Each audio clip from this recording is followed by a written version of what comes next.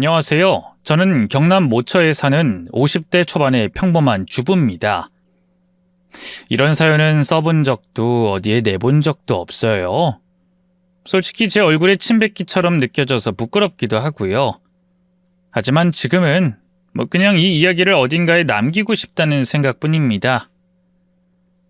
제 얘기가 누군가에겐 경고가 되었으면 좋겠다는 마음이라고 여겨주세요. 남편과 제가 결혼한 지는 27년이 넘었습니다. 처음 만났을 땐 잘 웃는 사람이었고 말수는 적었지만 따뜻한 구석이 있는 사람이었습니다. 결혼하고 아이 둘 낳고 정말 정신없이 살아왔죠. 남편은 대기업 협력 물류업체의 영업직으로, 저는 동네 반찬 가게를 운영하며 바쁘게 살았습니다. 그런데 언제부터였을까요? 함께 사는 시간이 줄어들고 대화도 점점 짧아졌습니다. 그걸 큰 문제라 생각하진 않았습니다. 오래 살면 다 그렇게 되는 거라고 생각했으니까요. 그런데 2달 전 어느 날, 평소와 다를 것 없는 저녁이었습니다. 남편은 퇴근하자마자 샤워를 하러 욕실로 들어갔고 저는 세탁기를 돌리려고 빨랫감을 챙기고 있었습니다. 바지 주머니를 뒤적이다가 지갑이 툭 떨어졌습니다. 평소 같으면 그냥 바지에 다시 넣었을 텐데 이상하게 그날은 손이 멈추더라고요. 지갑이 유난히 두툼하다는 생각이 들었거든요. 호기심 반 걱정 반으로 지갑을 열어보니 카드보다 더 많은 건 병원 영수증이었습니다. 몇 장도 아니고 10여 장 넘게 겹쳐져 있었어요. 아이고, 이런 걸 또 안 버리고 이렇게 뭘 모아놨나 하고 그냥 정리해 주려는 마음에 그 영수증 뭉치를 꺼내서 버리기 전에 한번 훑어보려고 했었어요. 그런데 뭔가 이상하더군요. 같은 병원, 같은 주소, 반복되는 날짜, 게다가 진료 항목도 너무 이상했습니다. 정신건강의학과, 내과, 산부인과. 네, 산부인과요. 정신건강의학과 영수증을 볼 때까지만 해도 처음엔 남편이 건강에 문제가 생긴 줄 알고 걱정했습니다. 혹시 말을 못 꺼낸 병이라도 있는 걸까 싶었죠. 하지만 이내 이상한 생각이 들었습니다. 산부인과? 전 간 적이 없거든요. 혹시 누군가와 함께 간 것이 아닌가 싶어서 불길한 느낌이 들었어요. 그날 밤 저는 조심스럽게 남편에게 물었습니다. 요즘 몸은 어때? 어디 불편한 데는 없어? 병원 다녀온 것 같던데? 남편은 그냥 그대로 TV를 보면서 무심하게 대꾸하더군요. 회사 건강검진 때문에 들렀어. 요즘 다 통합으로 하더라고. 그러곤 재빨리 리모컨을 들어 뉴스를 틀었습니다. 언뜻 보기엔 이상할 게 없었는데 전 그때 확실히 느꼈습니다. 뭔가를 감추고 있다. 이 남자 수상하다 하고 그날 이후로 저는 불면에 시달렸습니다. 잠을 자도 머릿속이 뒤죽박죽이었습니다. 남편은 여전히 출근했고 퇴근했고 아침엔 밥을 먹었고 잠들기 전엔 TV를 봤습니다. 그러고는 또 며칠씩 훌쩍 출장을 가버렸어요. 원래 출장이 잦은 직업이라 이상하게 여기진 않았는데 이제는 왜 그렇게 수상하던지 어디 가냐고 다그치고 싶은 걸 꼭 참아야 했어요. 며칠 뒤에 저는 병원 주소를 따라 무작정 길을 나섰습니다. 내비게이션이 찍힌 병원은 제가 사는 시 외곽 쪽에 제법 규모 있는 개인 병원이었습니다. 남편의 말대로 이것저것 진료 과목이 있었는데 제 눈에는 산부인과가 유독 크게 보였어요. 접수처에는 야무져 보이는 간호사가 앉아 있었습니다. 저는 주민등록본과 남편 이름을 보여주며 조심스럽게 말했습니다. 김양호 씨, 제 남편인데요. 최근에 자주 다녔던 걸로 알고 있어요. 혹시 진료 내역 확인이 가능할까요? 간호사는 바로 고개를 저었습니다. 죄송하지만 보호자 동의 없인 확인해 드릴 수 없습니다. 제가 아냅니다. 가족인데도 안 되는 건가요? 그래도 간호사는 똑부러지게 안 된다고 하더라고요. 네, 아내셔도요. 본인 동의 없인 열람이 안 되세요. 그 말투가 저를 더 확신하게 만들었습니다. 이거 뭔가 있다. 아주 큰 뭔가가. 저는 막막한 마음에 일단 집으로 가려고 했어요. 그러다가 도저히 안 되겠다는 생각이 들어서 제 부탁을 거절한 간호사가 잠시 자리를 비웠을 때 옆 사람을 붙들고 늘어졌어요. 저 김영호 씨 와이프예요. 제발 한 번만 좀 부탁할게요.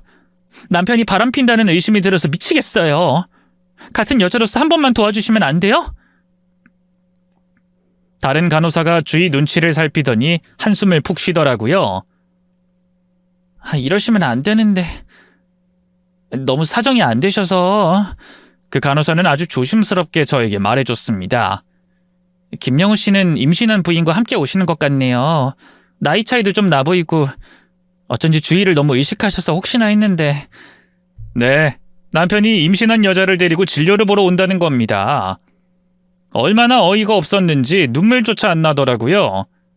그저 제 눈으로 보기 전까진 도저히 믿을 수가 없었어요. 그날 이후 저는 병원 근처 카페를 자주 찾았어요. 미친 사람처럼 창밖만 내다보면서 어떨 땐 문을 닫을 시간까지도 앉아 있었어요. 남편의 병원 방문 날짜와 시간을 추정하는 게 쉽지 않으니 그저 무작정 기다린 거였죠.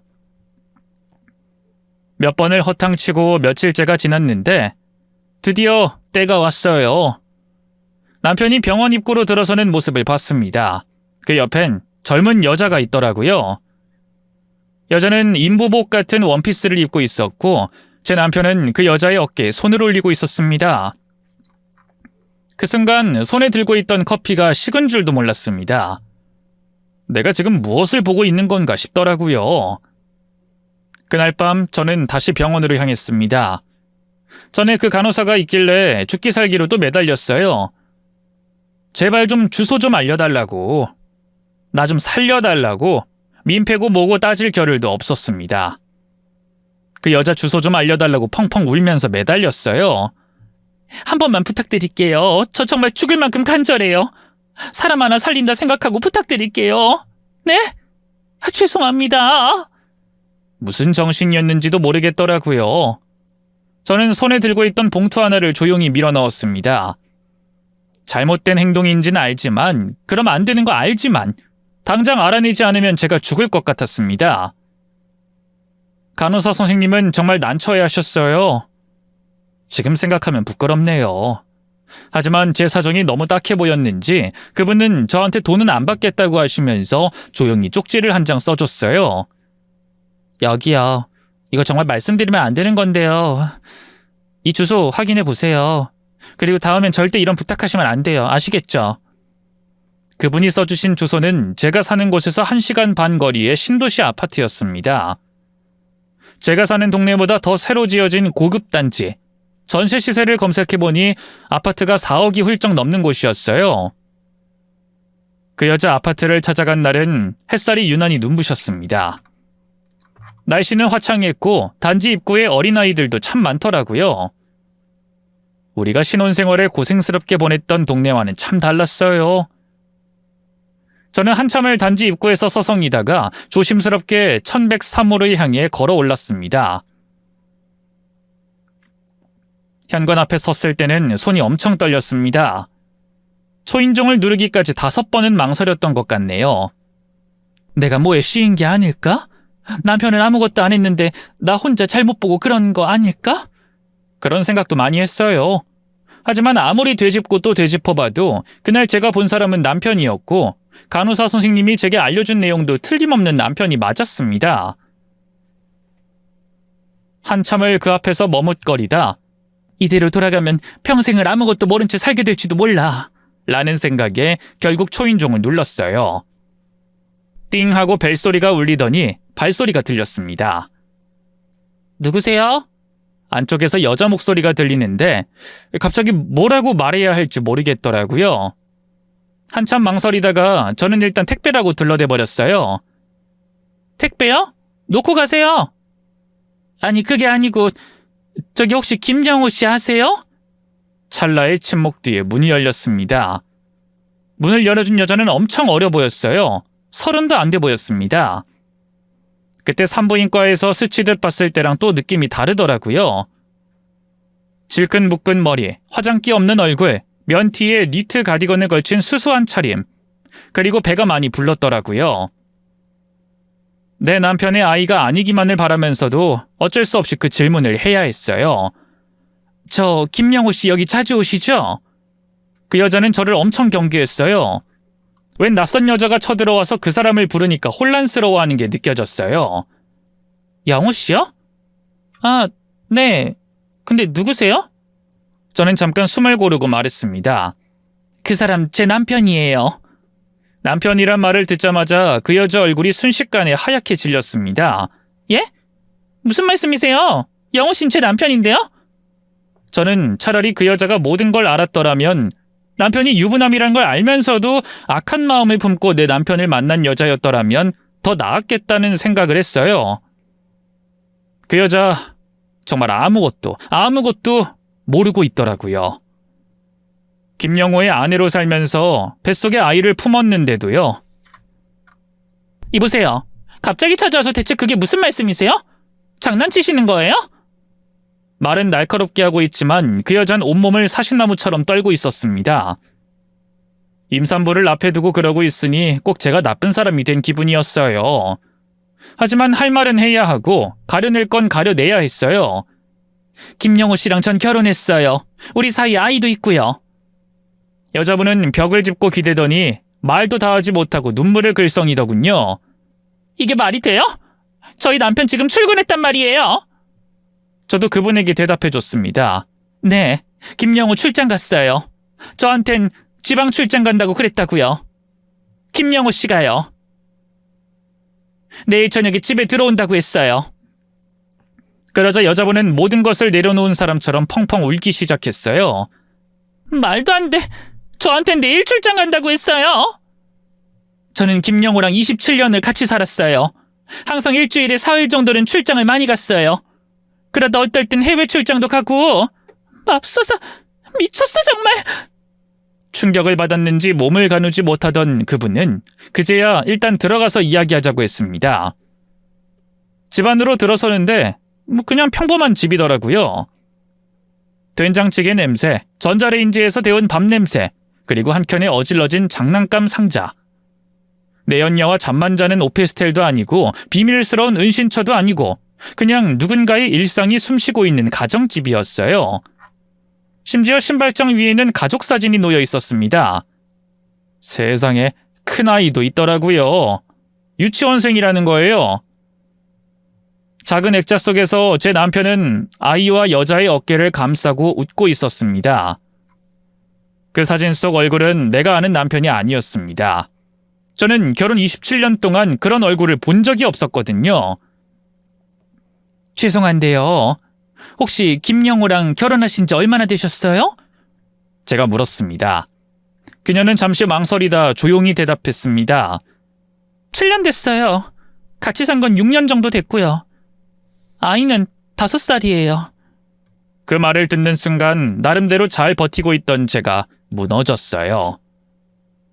정말이지 아무 말도 못하겠더라고요.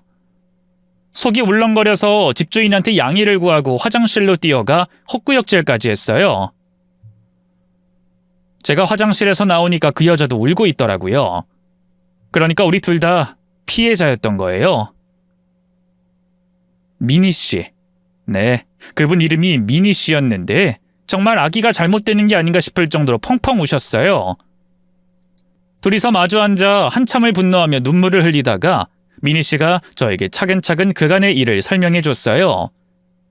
그분은 매일같이 바쁘고 출장이 잦은 남편과 함께 살기가 힘들었다고 했어요. 가뜩이나 집을 자주 비우는 남편인데 독박 육아를 하면서 둘째까지 임신하게 되니 우울증이 찾아왔고 그래서 김영호가 정신건강의학과와 산부인과를 함께 다녔던 겁니다. 제가 정말 바보 같았던 게요. 일 때문에 바쁘다고 해서 그냥 그런 줄 알았어요. 최근에 혼자 두지 않겠다고 하고 병원도 같이 가주고 꽃도 사주고 해서 너무 믿었나 봐요. 미니 씨가 엉엉 울면서 말하는데 저도 정말 할 말이 없더라고요. 저 또한 상황이 비슷했거든요. 남편은 없는데 혼자 반찬 가게 건사하느라 아등바등. 이럴 거면 왜 결혼했냐, 애는 나 혼자 키우냐 늘 그를 원망했었습니다. 전화 잘 안 되고 주말마다 사정이 있다고 피하고 저는 솔직히 이 남자 바람피나 싶었어요. 그래서 아까 저희 집 현관에서 재숙님이 혹시 김영호 씨 아냐고 물으셨을 때 심장이 철렁했던 거예요. 같은 사람에게 속았고 같은 이름을 불렀고 같은 거짓말을 들으며 살았다는 점에서 우리는 같은 피해자였습니다. 그렇게 여자 둘이서 다시금 녹차를 놓고 마주 앉아 있는데 기가 막혀서 말도 안 나오더라고요. 어떻게 이렇게 감쪽같이 속일 수가 있지? 이게 무슨 일이지? 앞으로 어떻게 해야 하지? 애들한테는 어떻게 말할까? 부모님한테는? 이 다음은 대체 어떻게 헤쳐나가야 하지? 집에 돌아오는 길은 참 이상했어요. 같은 길인데 뭔가 다르게 느껴졌다고 해야 할까요? 신호등 불빛도 낯설고 옆에 걷는 사람들 발걸음 소리도 낯설게 들리더라고요. 머릿속엔 계속 그 여자 얼굴이 맴돌았고요. 그 사람 옆에서 아이랑 웃고 있던 그 사진도 떠오르고. 그날 이후 밤마다 뒤척였어요. 눈을 감으면 자꾸 그 사진이 떠오르더라고요. 내 남편이 다른 여자랑 아이랑 행복하게 웃고 있는 모습. 그게 진짜 그 사람의 얼굴이라는 게 너무 이상했어요. 나는 27년을 같이 살았는데 한 번도 저런 표정을 본 적이 없었거든요. 그 사람 대체 언제부터 이랬던 걸까? 그날 이후로 저는 생각을 좀 정리해보기로 했어요. 정신 차리고 보니까 너무 이상한 점들이 많더라고요. 출장이 잦았던 것, 항상 핸드폰 통화 목록이 비어있던 것, 새 셔츠 냄새가 은근히 다르던 것. 그땐 몰랐는데 이제 와서 보니까 전부 복선이었어요. 하나씩 정리를 해봤어요. 일주일 일정을 도표처럼 쭉 적어봤죠. 월요일 아침에 출근해서 화요일 밤쯤까진 저랑 있었어요. 본사회의 때문에 서울 간다고 한 게 수요일 아침. 그때부터 이틀은 그 여자랑 있었던 거예요. 어이가 없죠? 심지어 카톡 말투도 달랐어요. 저한텐 늘 오케이, 이응이응 이런 식이었는데 그 여자에겐 여보 하트, 우리 공주 뭐해? 물음표 그런 말투를 쓰고 있었더라고요. 그런데 여기서 전 이상하게도 뭔가 더 있을 것 같다는 기분이 들더라고요. 설마 미치지 않고서야 여자가 더 있겠어? 하는 생각과 그래도 모르니 봐야 한다는 생각이 함께 들었죠. 이렇게 완벽하게 두 집 살림을 해왔는데 설마 더 있는 게 아닐까, 그런 이상한 직감이랄까요? 결국 저는 그동안 눈여겨보지 않았던 남편의 책장을 샅샅이 뒤지기 시작했어요. 어차피 집에 자주 없는 사람이니 시간이야 많았죠. 그리고 마침내 저는 또 다른 주소의 우편물을 확인하게 됐어요. 남편이 취미로 구독하는 정기구독 잡지였는데 그걸 다른 주소로 받고 있었던 거예요. 그 순간 진짜 등줄기가 서늘했어요. 어쩌면 미니 씨 말고 또 누군가가 있을지도 모른다는 생각. 아무리 그래도 설마 했지만 이제는 설마조차 믿지 못하게 됐죠. 그 주소를 들고 저는 또다시 길을 나섰습니다. 서울 외곽, 골목길 안쪽, 다세대 주택들 사이. 지도 앱을 켜놓고도 몇 번을 돌고 돌아 겨우 찾아갔어요. 이번엔 3층짜리 낡은 건물이었어요. 대체 이 남자는 뭘까? 여기서도 설마? 했을 때 남편이 구독하는 잡지의 주소를 찾았습니다. 그리고 대문 앞에 놓인 작은 세발 자전거를 봤을 때 핸들에 매직으로 쓰인 그 집 아이 이름이 김씨인 걸 보자마자 제 가슴이 와르르 무너지더라고요. 그걸 보는 순간 그냥 사실인가 보다 싶어서 주저앉고 싶었어요. 난 지금 대체 뭘 하고 있는 걸까? 내 남편이 또 어디서 아빠 역할을 하고 있는 건지 이게 몇 번째 충격인지도 모르겠더라고요. 초인종을 누르기까지 시간이 오래 걸렸어요. 손이 떨리고 입술이 마르고 사람이 진짜 멍하다는 상태가 이런 거구나 싶었어요. 문을 두드리니까 이번에도 여자가 나왔습니다. 이번엔 40 초반쯤 되어 보였어요. 삶에 지친 얼굴이더군요. 미니 씨처럼 어려 보이지도 않고 그렇다고 나보다 훨씬 연상인 것도 아니었어요. 그냥 평범했어요. 김영호 씨 아세요? 두 번째라서 그런지 제법 익숙해진 스스로가 얼마나 어이없던지 여자가 끼고 있던 고무장갑을 벗으면서 절 빤히 보더라고요. 그런데요, 누구세요? 그 사람 제 남편이에요. 그 여자의 표정이 아주 잠깐 일그러졌어요. 그러더니 이내 무표정하게 고개를 끄덕끄덕 하더니 조용히 입을 열었습니다. 여기선 제 남편이에요. 왜요? 또 밖에서 헛짓거리 했어요? 김영호의 부인 사모는 박지혜 씨였어요. 지혜 씨는 질렸다는 듯이 저한테 물을 가져다 주면서 혹시 결혼한 지 얼마 됐냐고 물어보더라고요. 그때까진 그저 바람기 많은 남편이 또 사고를 쳤나 보다 하는 표정이었는데요. 결혼 27년 됐다고 하니까 그제야 좀 충격을 받은 것 같았어요. 2년 7개월도 아니고 진짜 27년이냐고 몇 번이나 물어보더니 자기 얼굴을 문지르면서 욕부터 하더라고요. 난 내가 본처인 줄 알았는데 진짜 본처가 따로 있네요. 미친놈. 지혜 씨가 몇 번이고 가슴을 내리치면서 눈물을 쏟는데 어이가 없긴 저도 마찬가지라 정말 할 말이 없더라고요. 저희 애는 5살이에요. 밖에 자전거 보셨죠? 눈물을 닦으면서 그분이 말하는데 순간 머리가 찌릿했어요. 5살. 앞집 미니 씨도 그랬죠? 그 집 아이도 5살이었어요. 이게 무슨 말이냐고요? 같은 시기에 두 여자가 동시에 임신했던 거예요. 그 사람이 미친 김영호는 그걸 알면서도 둘 다 키우고 있었던 거예요. 그냥 돌아가면서 이 집 저 집. 지혜 씨가 이렇게 말하더라고요. 김영호는 영업직이라 워낙 바쁘고 늘 지방을 돌아다녔어요. 바람기가 많았으니까. 속은 엄청 썩였는데 솔직히 제가 지금 갈라서면 할 수 있는 일이 별로 없어요. 그래서 그냥 포기하고 살았죠. 어차피 식 안 올리고 사는 사실혼이었고 일주일에 이틀, 많으면 사흘 정도 보는 걸로 그냥 마음 놓고 살았어요. 그냥 그렇게 살았는데 설마 이 본처가 따로 있었을 줄은 몰랐어요. 지혜 씨와도 많은 이야기를 나누게 됐어요. 혹시 저 말고도 또 있어요? 한 명 더 있어요. 거기가 그쪽보다는 먼저고. 임신 중이에요. 그리고 아이가 하나 더 있어요. 다 내려놨다더니 결국 지혜 씨도 많이 울었죠. 저는 저녁까지 그 집에 있다가 나왔어요. 아이가 하원 시간이라 아기 얼굴도 봤어요. 남편이랑 많이 닮았더라고요. 며칠 뒤에 저희 셋이 모였어요. 사는 곳도 다르고 생활하는 모습도 다른 세 여자가 미친 김영호 때문에 둘러앉아서 어떻게 이런 일이 가능했을까 하나씩 따져보기 시작했어요. 주간 스케줄, 집 위치, 회사 출퇴근 시간, 은행 계좌, 카드 사용 내역까지 우리가 아는 모든 정보를 공유하고 하나하나 검증해봤어요. 말하자면 그 사람은 일주일을 3등분해서 살고 있었던 거예요. 일단 시간부터 볼까요? 그 사람은 영업직이었어요. 출장이 잦고 외근이 많다는 점. 그게 오히려 이중생활, 아니 3중생활을 가능하게 만든 조건이었더라고요.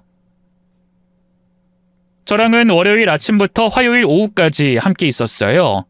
그땐 타지의 본사 회의라고 말했죠. 화요일 밤이 되면 서울 본사 미팅이라며 올라갔고요. 그때부터는 신도시 아파트, 그러니까 첫 번째 내연녀 집에 있었습니다. 거기엔 수요일까지 머물렀어요. 목요일이 되면 또 다른 핑계를 댔어요. 도매상 미팅이 밀렸다. 협력업체랑 회식이 있다. 그런 식으로 빠져나간 뒤엔 서울 외곽 다세대 주택 2번째 여자가 있는 곳으로 가더라고요. 그리고 금요일, 토요일, 일요일은 그때그때 조정했어요. 뭐 가끔은 우리 집, 가끔은 둘째 여자 집, 아주 가끔은 그냥 숙소에 와 있고 피곤하다는 말로 하루 종일 연락두절. 그리고 목요일 밤쯤 또 사라지면 이번엔 협력업체 미팅이라면서 그 3번째 집으로 갔던 거고요. 가만히 보니까 그 사람은 일주일을 3등분해서 살아왔던 거예요. 금전 관리도 마찬가지였어요. 통장이 3개였고 보험도 따로, 적금도 따로. 첫 번째 여자한텐 유치원비와 월세 지원, 두 번째 여자에겐 둘째 준비하면서 힘들지 말라면서 생활비 통장. 저한텐 뭐랄까요? 명목만 있는 생생용 통장? 뭐 그게 다였어요. 처음엔 좀 씁쓸하더라고요. 하지만 뭐 그런 거 생각해서 뭐 하겠어요. 누굴 더 사랑했니만이 그런 건 하나도 중요하지 않았어요. 어차피 미친 인간인데 우리 셋 다 피해자일 뿐이었고요. 그제서야 알겠더라고요. 이 사람은 인생 전체가 가짜였어요. 남편을 연기한 거였어요. 3명한테 동시에요. 그리고 그걸 무려 몇 년을 해왔다는 거죠. 아무렇지 않게 아침에 저랑 밥 먹고 나가서 그날 저녁엔 다른 집 아이에게 책 읽어주고 다음 날엔 또 다른 집에서 반찬통 들고 출근한 거예요. 그게 가능한 사람이었던 거예요. 그 사람 자체가 그냥 허상이었어요. 지금까지 제가 믿고 의지한 남편이 아니라 그 사람이 만들어 놓은 역할놀이 중 하나의 캐릭터였던 거죠. 그때 확신했어요. 아, 이 사람, 이건 그냥 바람 피우는 게 아니구나. 진짜 또 하나의 인생을 살고 있었구나. 3명 다 처음엔 이 상황이 믿기지 않아서 멍하니 있었어요. 근데 그걸 가능하게 만든 게 그 사람의 꼼꼼함이었더라고요.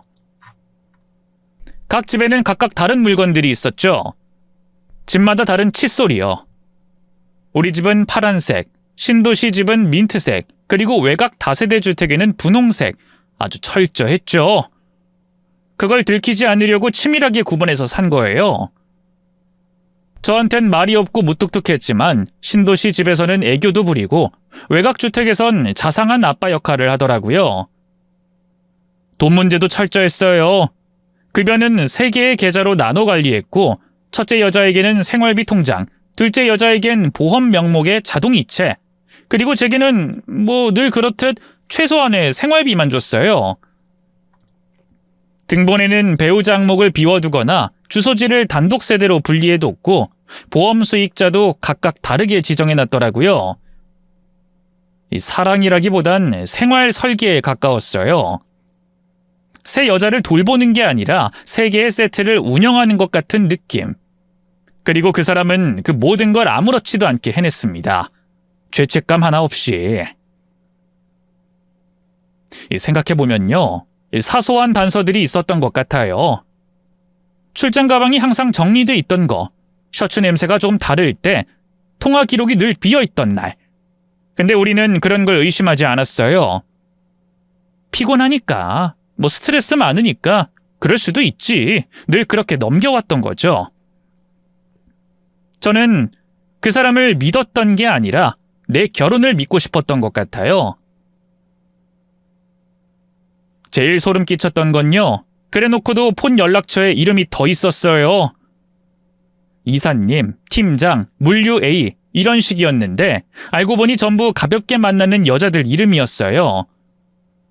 가정까지 꾸린 건 우리 셋, 나머지는 캐주얼한 만남. 참 어이가 없으면서도 소름 돋았죠. 이건 누군가의 실수나 충동이 아니었고 그 사람은 정말로 계획하고 움직인 거였으니까요. 그날 이후 저는 각자에게 인사를 따로 했어요. 미니 씨도 지혜 씨도요. 고생 많았다고. 이제부턴 우리 각자 살아야 한다고. 사실 그 이상 엮이고 싶지 않았어요. 미니 씨와는 통 몇 번 했고 지혜 씨는 그날 이후 연락이 없었어요. 서운한 마음도 있었지만 그럴 수밖에 없죠. 이해했어요. 그 사람을 중심으로 얽힌 관계니까 우린 서로 피해자였지만 피해자끼리 얼굴 자주 마주하면 상처도 자꾸 덧나거든요.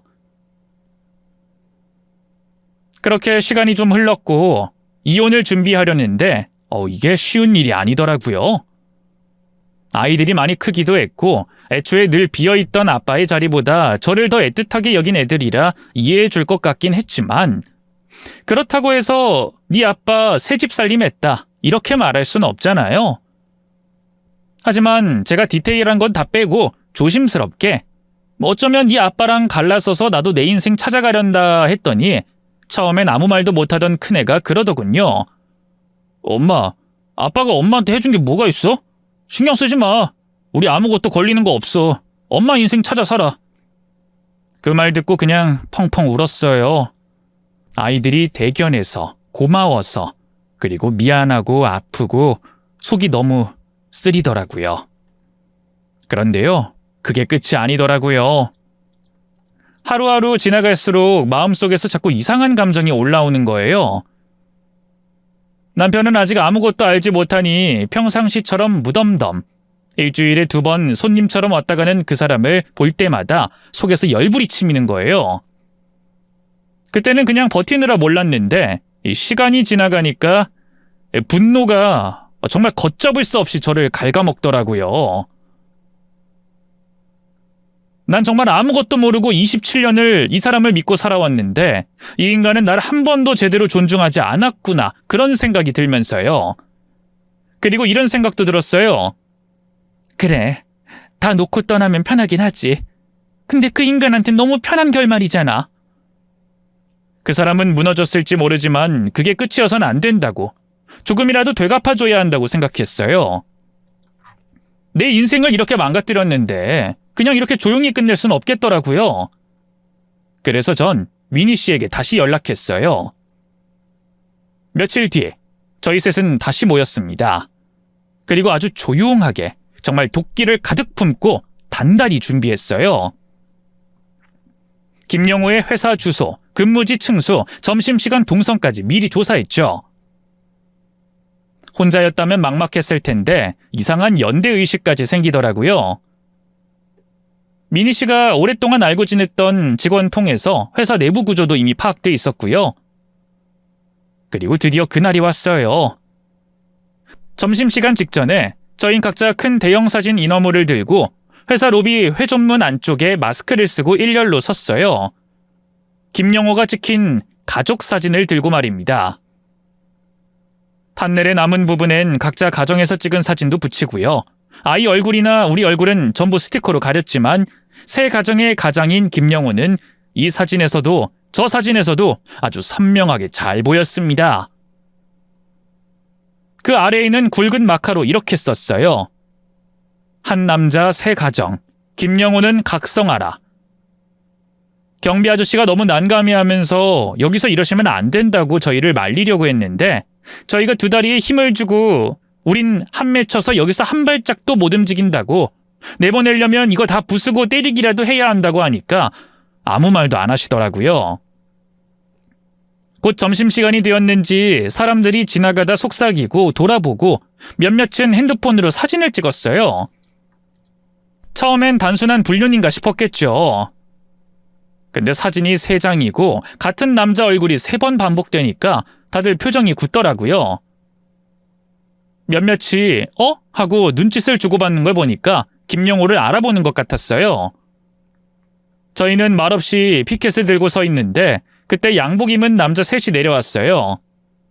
어지간히 다급한지 거의 날듯이 오시더라고요. 그분들이 소개하기에 각각 김영호 상사, 인사 담당, 그리고 감사팀 실장이라고 하셨습니다. 대체 무슨 일이냐고 묻길래 보시는 대로라고 말했더니 3명 다 얼굴이 창백해져서는 일단 사람들이 사진을 찍으려고 하니까 판넬을 잠깐만 내려보래요. 그래서 우리도 이러고 싶어서 이러는 거 아니다. 누가 알아보면 쪽팔린 거 우리도 다 안다. 애들도 걱정된다. 그렇지만 김영호가 이 회사 잘리고 망신당하기 전까진 못 움직인다 그랬죠. 인사 담당 얼굴이 확 굳더니 뒤돌아서 통화하더군요. 몇 분 지나 감사팀 직원들이 내려왔고 따로 모실 테니 이야기를 다시 하자고 했어요. 김영호가 대체 무슨 일을 한 건지 알고 싶다고 우리 이야기를 적극적으로 들어주겠대요. 그래서 저희는 회사 회의실로 따로 이동했어요. 저 사모님들, 혹시 인터넷에 이 사진이 퍼지진 않았죠? 그들이 아주 조심스럽게 묻더군요. 그래서 아직 우리가 어디 뭘 올린 건 아니다. 그렇지만 누가 인터넷에 올리면 어쩔 수 없다. 그 정도는 감수하고 한 짓이다 그랬어요. 회사 사람들이 정말 난처해 하더라고요. 사모님들, 이게 저희 입장도 있습니다. 저희 영업 파트가 회사 기둥이에요. 김영호 씨는 영업맨이고요. 이러시면 회사 이미지에도 타격이 큽니다. 이대로 가면 기사 나는 거예요. 그러니까 저희가 김영호 정리할 테니까 그 품위 유지 조항 위반 이런 걸로 해고할 수 있으니까 이제부턴 가정 내에서 해결해 주세요. 잠깐이었지만 저희끼린 재빨리 눈빛을 주고받았어요. 그분들이 또 그러시더라고요. 이만하면 정말 치밀하게 삼중 생활했는데 애들이 이런 거 보면 상처받지 않겠냐고요. 그래서 피켓은 내렸어요. 하지만 그 사람 얼굴은 직접 보고 가야겠다 싶었죠. 김영호 좀 나오게 해주세요. 우리가 그렇게 말했더니 어떤 직원이 뒤통수를 벅벅 긁으면서 어정쩡하게 말했어요. 지금 잠깐 화장실에 갔는데 오라고 하겠습니다. 지금 당장 와서 빌라고 하세요. 김영호 안 빌면 저희 안 갈래요. 그랬더니 정말 총알같이 직원이 튀어나갔고 조금 뒤에 김영호와 함께 돌아왔어요. 와, 정말 인간 꼴이 처참하더라고요. 저는 백지창처럼 하얗게 질린다는 말이 어떨 때 쓰는 말인지 그때 처음 알았잖아요. 사람이 핏기가 하나도 없더라고요. 눈이 시뻘개서 저희 눈도 못 쳐다보고 땅만 보고 있다가 갑자기 무릎을 꿇더니 막 울더라고요. 잘못했어. 정말 미안해. 내가 미쳤었어. 진짜야. 어떻게든 갚을게. 제발 기사만 나지 않게 해줘. 내가 다 잘못했어. 내 인생 좀 살려주라. 저는 아무 말도 하지 않았어요. 미니 씨도 지혜 씨도 그랬고요. 그 사람이 그렇게 작아진 건 처음 봤어요. 그때 제일 입담이 센 지혜 씨가 딱 일어나더니 놀고 있네 미친놈 하고 나가버렸어요. 사실 더 심한 욕을 했는데 여기선 들려드릴 수가 없고요. 아무튼 그때 갑자기 속이 시원하더라고요. 물론 해결해야 할 현실의 문제들이 하나둘이 아니었지만 그 모습을 보는 것만으로도 울분이 조금은 덜어졌답니다. 그날 이후로 김영호에게 매일매일 전화가 왔어요. 물론 새 여자에게 번갈아 가면서 돌리는 거죠. 그중에 누가 좀 자기를 받아주나 하면서 들이대는 연락이었어요. 첫날은 미니 씨, 다음 날은 지혜 씨, 그리고 저한텐 새벽 3시에 문자도 보냈더군요. 내용은요? 늘 같았어요. 진심은 너였다. 가장 오래 함께한 건 너잖아. 이건 내가 미친 거였어. 제발 한 번만 아이들만 생각해줘. 문장은 달랐지만 패턴은 똑같았어요. 제일 어이없던 건 저한테는 27년 동안 고맙다면서 미니 씨한테는 너랑 새로 시작하고 싶다 했고 지혜 씨한테는 지혜야 우리 딸 생각해 그랬다더라고요. 웃기죠? 아직도 누가 진심이었는지조차 정하지 못하는 사람, 그게 김영호였어요. 미니 씨는 그날 이후로 한국을 떠났어요. 언니인가 오빠가 동남아에 있다고 하던데 가서 친정 식구들 사업 거들면서 앞으로 영영 오지 않을 생각이라고 하더라고요. 고마웠다고 말하던 표정이 생각보다 담담해서 더 짠했어요. 아이 손 꼭 붙잡고 공항 가는 셔틀 안에서 이젠 진짜 나만 보면 살 거예요. 그랬죠. 지혜 씨는요, 정말 독해졌어요. 아이 어린이집 종일반에 맡기고 투잡한다고 하더라고요. 아침마다 도시락 싸서 아기를 맡겨놓고 돌아서면 막 눈물이 난다는데 그래도 홀로서기 하려면 그 정도는 해야겠죠. 지금도 씩씩하게 잘 헤쳐나갈 거라고 생각해요. 저는요, 반찬 가게를 정리했어요. 한 번도 떠나본 적 없던 제 터전이었는데 이젠 좀 벗어나보고 싶더라고요. 주위에선 그 나이에 무슨 낯선 탓이냐고, 제가 잘못한 것도 아니고 남들은 그냥 이혼한 줄 아니까 그걸로 됐다고 많이들 말렸었어요. 그래도 제 맘은 그게 아니더라고요. 아이들은 다 커서 기숙사 사니까 저 혼자서 조용한 지방 소도시로 이사했어요. 마트도 작고 버스도 1시간에 한 대지만 이상하게 그게 딱 좋았어요. 도시락 주문이 들어오면 야채 다듬으면서 라디오를 틀어요. 그리고 가끔 미니 씨랑 지혜 씨가 떠오르기도 해요. 우린 연락을 주고받진 않아요. 굳이 그래야 할 이유도 없고요. 그냥 서로가 어딘가에서 정상적인 삶을 회복해가고 있을 거라는 확신, 그걸로 충분하더라고요. 어쩌면 언젠가 마트 냉동 코너 앞이나 고속버스 터미널에서 무심히 마주칠 수도 있겠죠. 그땐 반가울 것 같아요. 아프기도 하지만 말이에요. 이 이야기를 굳이 남기고 싶었던 이유는요, 누군가에게 작은 경고가 되길 바랬기 때문입니다. 그리고 혹시 어디선가 저처럼 뭔가 이상하다는 직감을 혼자만 느끼고 있는 누군가가 있다면 그 감정 무시하지 마세요. 아무리 오래 함께 살아온 사람도 끝까지 다 알 순 없더라고요. 그러니까 살면서 단 한 번이라도 스스로를 먼저 의심하지 않길 바랍니다. 저 멀리 지역에 사는 이름 없는 한 여자의 이야기였습니다. 들어주셔서 감사합니다.